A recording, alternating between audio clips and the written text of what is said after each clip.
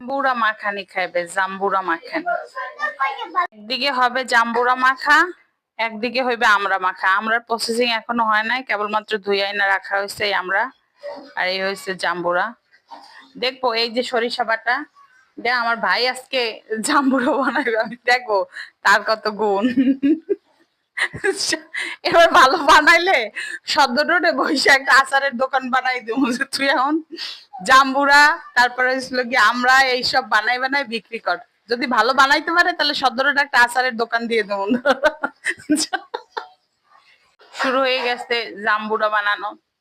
যদি ভালো বানাইতেই পারে বলছি কিন্তু, যে সদ্যরটা একটা ওই যে আমরা বানানো জাম্বুরা বানানো যে দোকান আছে, একটা দোকান দিয়ে দেবো যদি ভালো নাই বানাইতে পারে। হ্যাঁ শুনলাম করে এতক্ষণ কথা কইছি।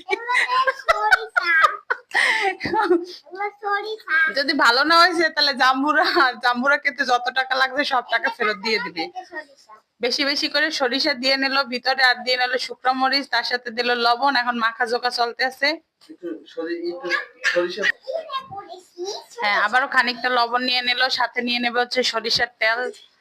মজা না হইলে এই যে এটা কি সুরেশ সরিষার তেল, সুরেশ।